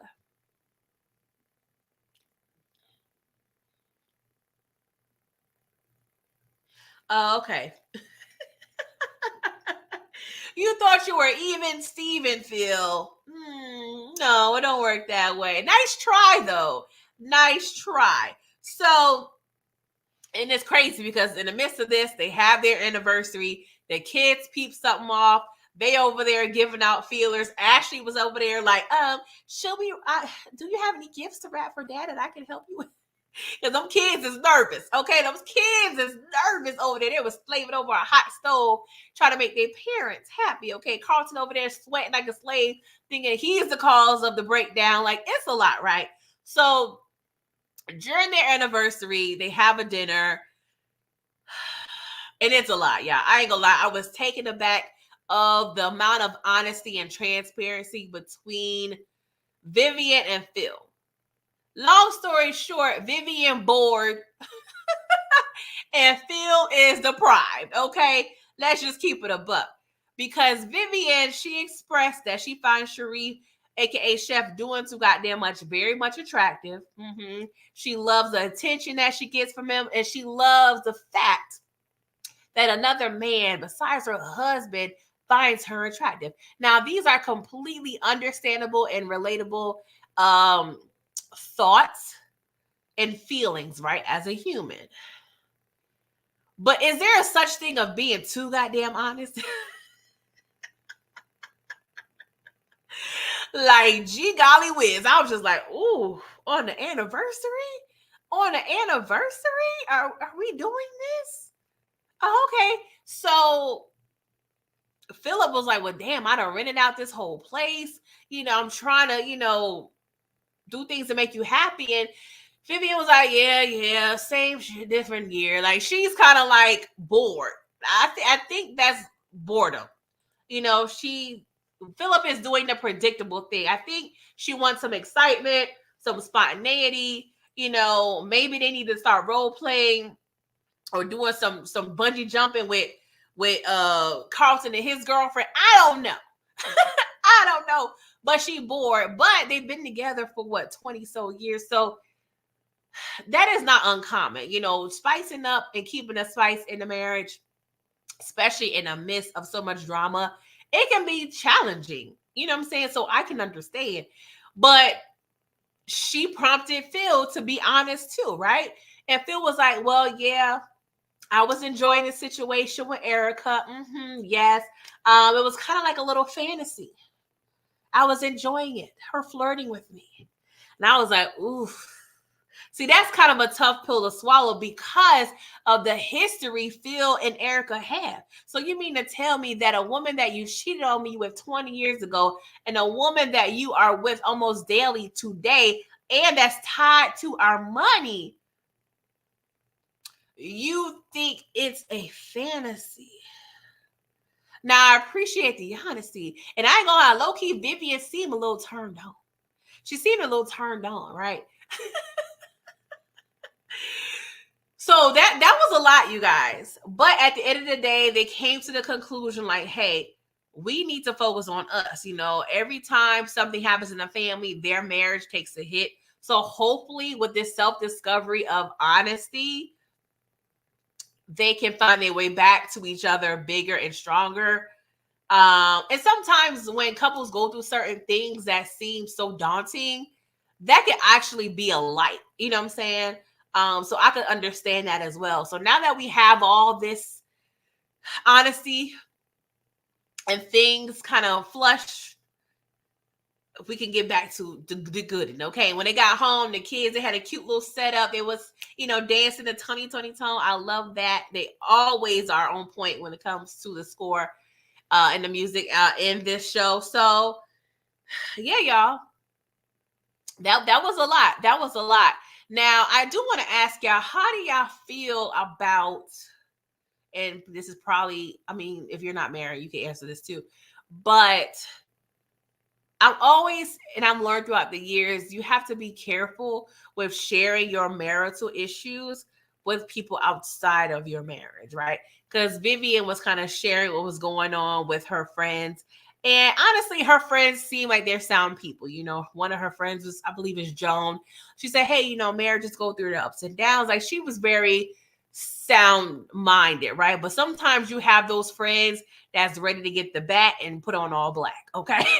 So sometimes you have to check it and gauge what type of friends you have and family members you have before you share, right? Because sometimes, even though you and your spouse may be beefing, and y'all make up, sometimes the person you kind of shared with don't forget. So they always in their head got beef with your spouse and don't give a good goddamn y'all done made up.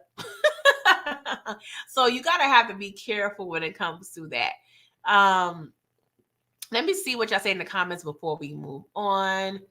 The Marcus said Sharif is replacing Reed this season. Yeah, I was thinking about that too. DeMarcus said Aunt Viv is a hypocrite because she wants Phil to tell the truth but couldn't tell Will the truth about Lou. I'm thinking because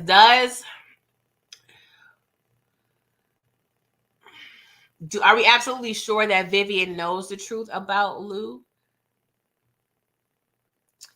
Because I would like for Vi to have been honest to her sister, but we don't completely know.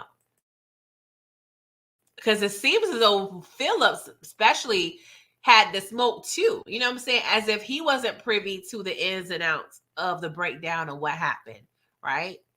Because we went as far as having Jeffrey, be a part of this whole, campaign of F. Lou, right? So I don't know. I don't know if we can assume that Vivian knows everything about Lou. She could have very much, but I'm just saying we don't know. Let me see. Yeah, Queen, you said Phil would have kept going if it wasn't for G. That is facts. He was gonna take that to the grave. Okay. Shit. DeMarcus said, happy spouse, happy house. That is facts. DeMarcus, you said Erica and Phil's situation was worse because they smashed 20 years ago. Yeah. Steven, you said Phil and the rest of the guys will be lucky if none of them winds up in the dress.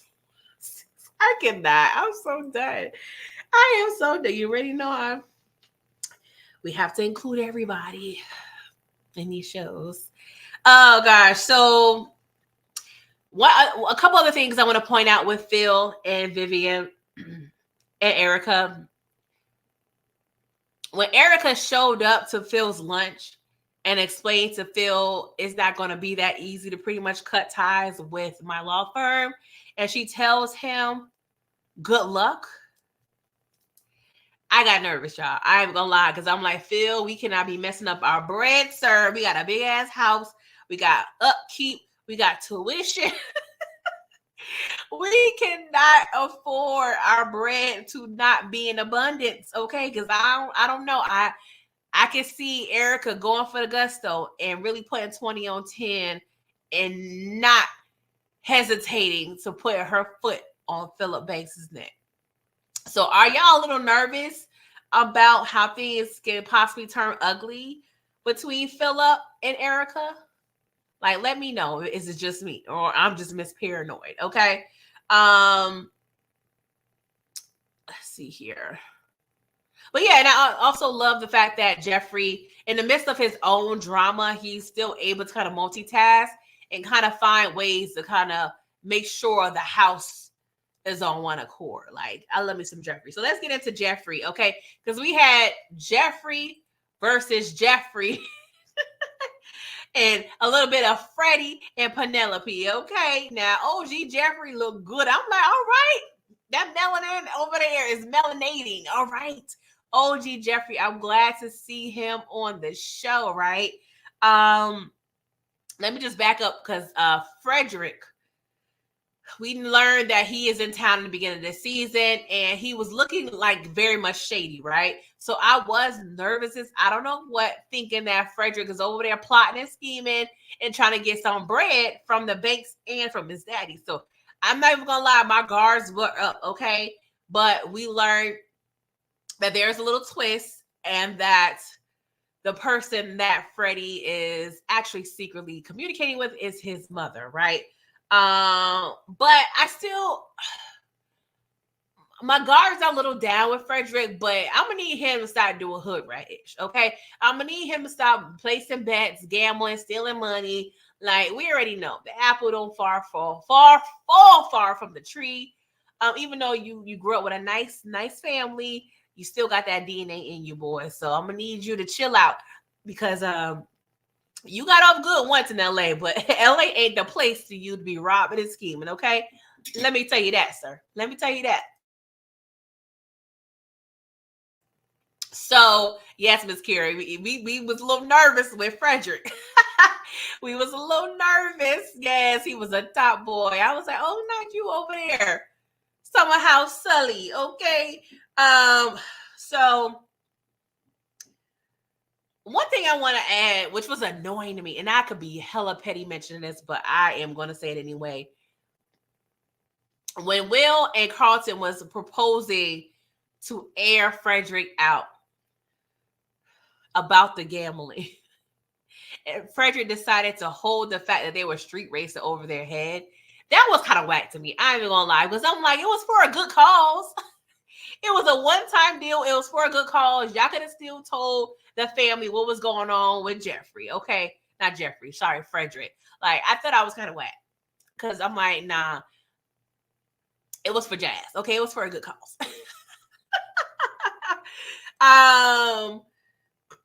So we learned the threat that was haunting us since last season is actually Jeffrey's past coming into fruition. I think we all pretty much guessed that. So we learned the story that Jeffrey, once he, became a father, his quest to be top boy was no longer serving him. And he had to murk his boss to pretty much get out the game. He escaped to America, and then he thought his newborn child and his baby mother was going to be taken care of by Roman.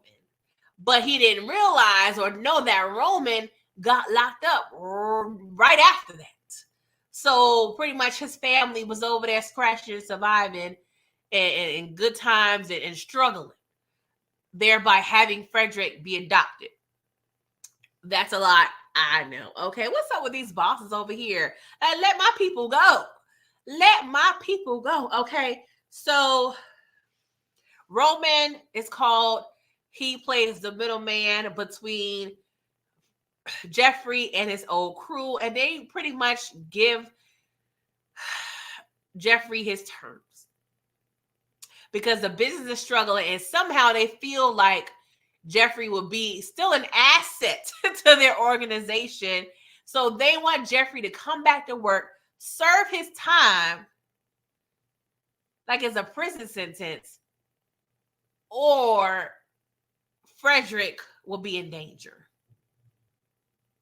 Makes absolutely positively no sense.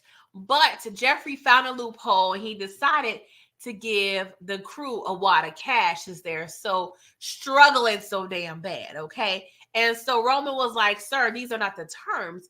And pretty much, like I said earlier, he was giving Smokey Mama, like, this ain't enough, make it enough, okay? You better tell these people, hey, this is gonna work. So my question is this really the end of this situation, or will they take the money and still be a problem? Because what you're not going to do is take all my bread and then tell me my life's still in danger. Like, what we not going to do is that, okay? In the midst of that, Jeffrey does take in Frederick and Penelope. And I don't know, like I see a little sparks between Penelope and Jeffrey. So I kind of see them getting that old thing back, y'all. I don't know. I see a little cute little spark. I mean, Jeffrey, he over there, handling business with the banks. He need to tend to his personal life a little bit and get a little something going on, because I still feel like there's feelings there on some level, okay, on both sides. So I would like to see that. But yeah, Jeffrey, we're going to hope that this is over. But we already know when it comes to these shows, there has to be some sort of conflict. So I don't know if they're going to drag this on for another 4 episodes, or we get introduced to a new level of problems. I don't know. But I did like the fact that Phil was pretty much telling Jeffrey, like, there's always another option. So I don't know why I feel like this season, I wouldn't be surprised if Uncle Phil get his hands dirty. Like, I don't know if we want all that, but I wouldn't be surprised, child. You gotta get his little hand, put on little gloves, okay? Put a little like James St. Patrick little running outfit on, and I don't know, y'all. But no, I like Phil being as clean as he is, okay? I'm not trying to make him dirty. Yeah, Queen, you said, where was the Philly at for Will in this situation? They got punked by Freddie in their own hood. Whack. That's true. That is true. DeMarcus, you said Robin looked like Uncle Charles from Bone Thugs. I cannot. No, don't do Jeffrey like that. Not OG Jeffrey. Y'all, Queen, you say Phil need to take his own advice. Other options, choose your wife. Child. DeMarcus, you asked, would I consider Jeffrey an absent parent like a lot of people do, Lou? Yeah. It's weird because they both kind of left their families due to desperation on some level, both of them, which was wild to me because Jeffrey, there is annoying to me that Jeffrey was completely oblivious that Roman got locked up and their family was out there struggling. Like, I understand you ran away and probably could not contact anybody, but you didn't. They had burner phones back in the day, okay? You could have still contacted her some type of way, unless he couldn't trust her and thought, maybe she would possibly give up his location. But I feel like, was it that deep to where you couldn't like communicate with Penelope on a sneak tip? And for her to let you know, like, Roman got locked up, what we doing, bruh? Where are these payments? Okay, because these diapers are diapering. Like, what we doing? But I feel like people give Jeffrey more of a pass, DeMarcus, because we see, unfortunately, as viewers, we see more of the good he's done with the banks, and we don't have that to compare when it comes to Lou.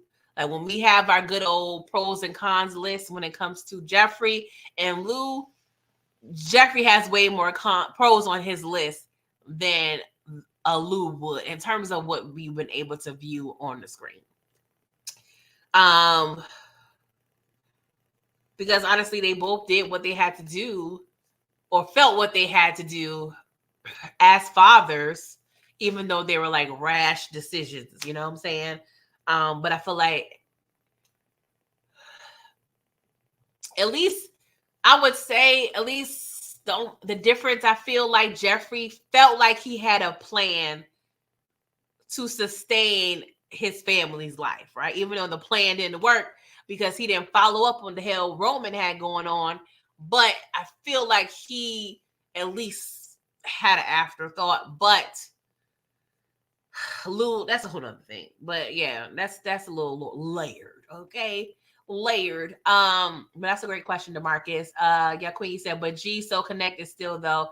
Drop the ball on that one. Yeah, that's what I'm saying. Like, I don't understand. And don't get me wrong, he probably was really just more fearful, and his connection had to probably grow more with time. But it still was like, bro, how could you not realize your family was out here struggling? Stevie said, Phil is selfish, but the writers are writing him to be a bit of a scumbag, but it is a necessary evil type of portrayal in regards to Jazz. He offered to loan him money and invest his business. Yeah, in his business. Yeah, I feel like that was more, well, they kind of mentioned that was more on the strength of Hillary, but I did kind of like that idea. Like, but at the same time, that probably was a temporary solution to a long-term problem, right? Because if Jazz is behind and not bringing in the funds for his business, would it really help to get a business loan to get him out the current debt while he accumulates more debt because he's not selling as much as like the assets does not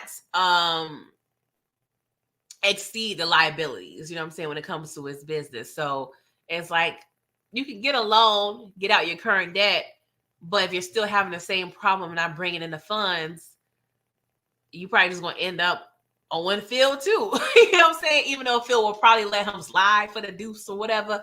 But I feel like the only option at this point is to make it a historical landmark, but still got to think of, okay, that can secure Charlie still staying there as a business, but how sustainable it would be for Jazz to even make a living off his business. You know what I'm saying? Because records, they're definitely, I want to say, coming back in style per se. But it's kind of an art that is lost, but I do feel like it's a niche market because people out there buying records. Okay, I bought my husband a record player for Christmas. Like, he loves it. But is it enough? Especially, we know what's going on with LA and many other major cities with gentrification. So he's fighting a struggling battle, but I do hope they find that loophole.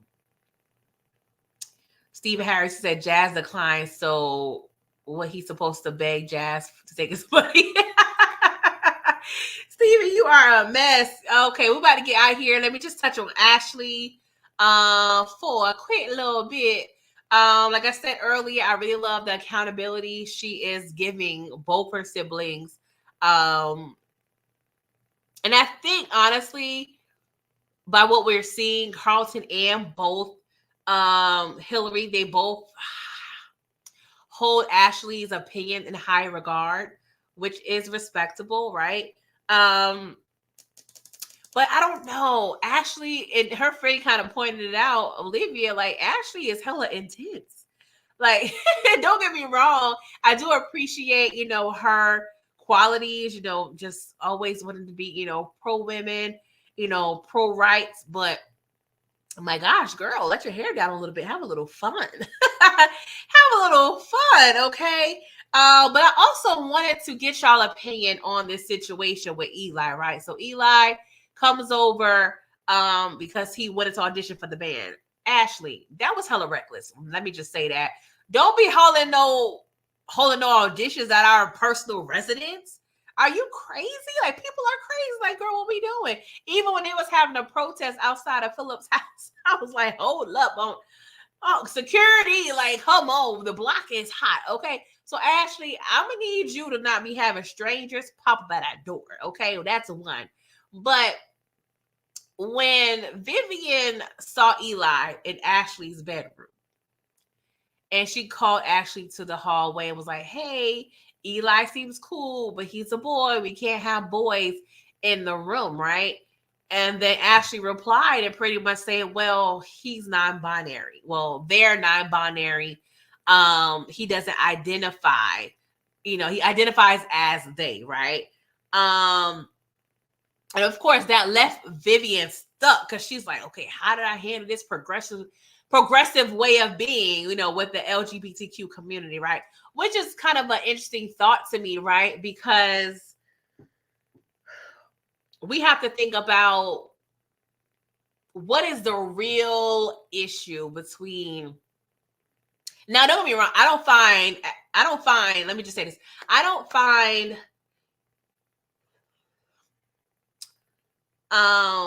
Vivian's thought process wrong because old school, yes, no boys in the room. What we not going to do, okay? But is it no boys in the room to prevent pregnancy or to prevent sex, right? Because, and y'all have to pretty much check me and correct me because I can't. Did Ashley come out to her parents? I feel like she had, but I don't want to say if I'm making it up or not, right? Because if Ashley came out to her parents as LGBTQ, right? That means Ashley is,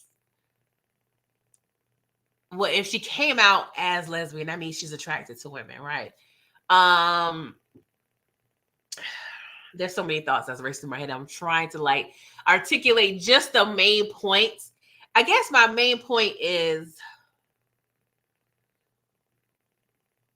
the real issue no boys because of pregnancy or sex? Because if in theory, if Ashley came out as lesbian, why was it okay for Olivia to be in the room versus Eli? Because in theory, you can do things with Olivia, right? But hey, Nikki Baby 94.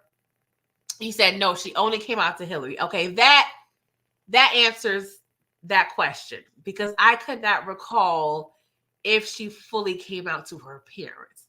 So if that is correct and she only came out to Hillary, I can get Vivian's mindset, regardless, either or, right? But it just brings an interesting point when you bring in all this pronouns and this new way of addressing each other and people identifying each other. It's like, okay, would it work both ways? Because technically, in theory, she can have relations with men or women.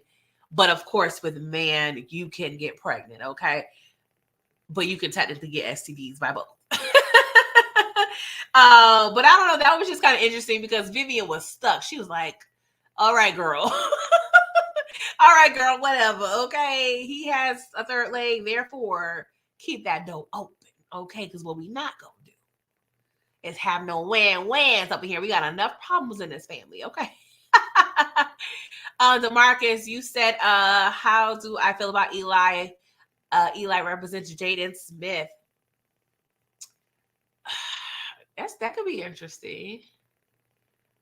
That could be, yeah, I could see that. But yeah, I like Eli. He's cool, right? But it's interesting because and they seem like they have a lot in common. They have the same thought process when it comes to music and art. But she had a spat with her friend Olivia, right? Because Olivia had a different point of view when it came to Ashley's approach to her art.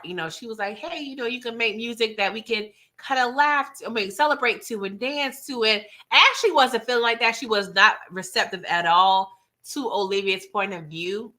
And I see both sides, right? But I don't want Ashley to be that girl where if someone disagrees with her or have a different point of view, that she's automatically like dismissing them. That's not cool either, right? You should be able to express your opinions and disagree and still move on. But at the same time, Ashley is 13, 14, so that has to kind of develop at the same time. But I also must add, Ashley is hella and extra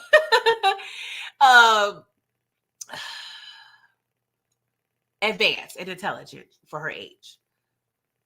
Steven, you said, I'm dying for the writers to give Ashley a storyline that actually fits, though the plot of the show, everything up to this point felt so random and she just felt disconnected from the rest of the character. Yeah, I've been kind of feeling like, because Ashley, I feel like gets the less screen time or has, I don't want to say the least substance. I feel like sometimes with these storylines, because I kind of feel like that with Hillary on some level, especially last season with Hillary, like they don't exactly know how much or how little to handle their characters because we have so many other things going on with Will and the parents and Carlton. So it's like I feel like sometimes with Hillary and Ashley, their storylines can be like a second or afterthought. And sometimes they just give them a little something to do in the corner. But yeah, it's weird because I want Ashley to have a great storyline, but I can appreciate her not having so much going on, and just being a normal kid. And, we're seeing trinkets of her, and pockets of her throughout other people's storylines, keeping her siblings accountable and things like that. So Marcus says she's turning into Willow Smith now. I can't.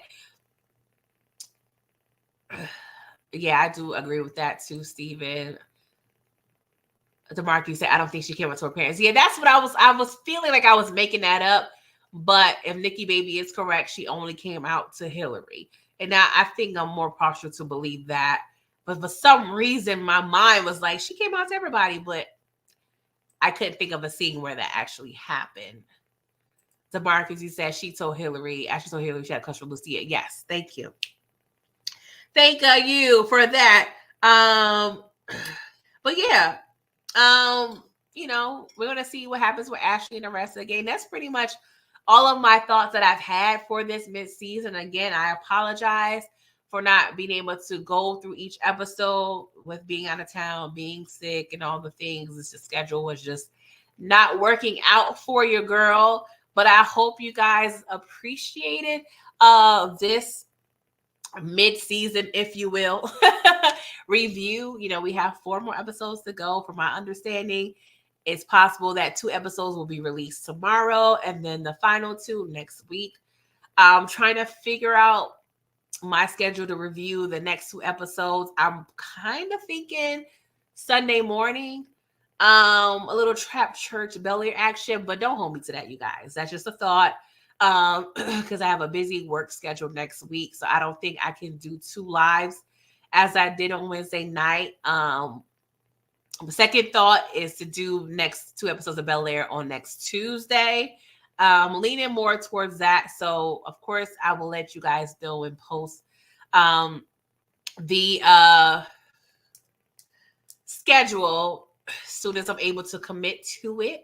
And of course, if you haven't catched my Power episode 506 breakdown, Proctor's last episode. Please run that back, okay? And of course, I'll be reviewing episode 6 next Wednesday. But let me know. I just want a temperature check since I haven't really talked to you guys about Bel-Air. How are y'all feeling about this season? If you want to grade it, let's just do numbers. If y'all want to do like a 1 to 10, how would y'all rate this season of Bel-Air? I'll probably give it a 8.5, 9. Like I really been enjoying it. I've been investing. I have, of course, complained about them just releasing the episodes in bulk, if you will, because that's harder for a reviewer to do that. I don't want to say every reviewer, because I do realize like different reviewers have different things going on in their lives. But I can speak for myself as the employee, a mom, a wife, a person, a human, the griever, all the things I have going on. That is a lot. And that is difficult for me to really sit and really just the review style I do. I literally like to pick the episode apart and just dig deep. And it's hard to do that when you have 3 hours, damn near 3 hours worth of content to do. So as a reviewer, it's been hard. It was, I won't say it's been hard. It was challenging to figure out how to review it. But I'm glad to able to kind of break down these points of these 6 episodes tonight. But as a fan of the show, no problem. Your girl watched those episodes when they were released. Please believe, okay? I was over there stuck on my couch on the days of the releasing of the episodes, okay? So don't let me fool you. I was over there watching, stuck like Chuck, okay? Because I couldn't go to bed. So I'm like, I gotta see what's going on next episode. I gotta see what's going on. So as a fan, Chef's Kiss, they're doing their thing. Y'all Queen, you give it a 4 out of 10. Is that correct? Is that an error? Oh, I'm sad that you don't like this season. Steven, 8.5. Bel-Air, you said a solid 8. Okay, we kind of on the same page. But y'all Queen, boo. What don't you like about it? Not judging, because not everyone has to like the same things, but I'm just curious, where does it fall flat for you? Because I'm nosy. DeMarcus said 1 week away. That is true. Book 2 Ghost. If it didn't feel like a long time, honestly. So we got to get back in the saddle of that, of course. But yeah, y'all.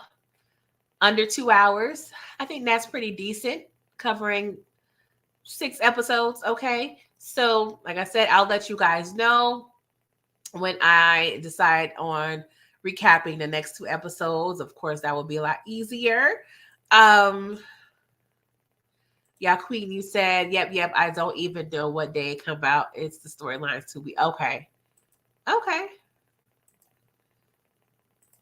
I'm not mad at your opinions, honey. Okay. I just appreciate you giving it a 4 and you in here with me chatting up. So I hope I'm doing something right. I hope I'm doing something right. But I am honored. Okay. Again, you guys, thank you so much for coming through. I appreciate all of you. But I will be back the next few days to review the next 2 episodes, okay? So if you don't mind, please make sure you like this video, subscribe, do all the things. Yolanda, you say you watched, Yolanda, sorry. You said you've watched every episode like you do, though. See, that's what I'm talking about. You riding it through. You're riding it through, and nothing wrong with that, okay? You're not just writing it off. But yes, yeah, I love y'all. And I will see y'all later. Toodles.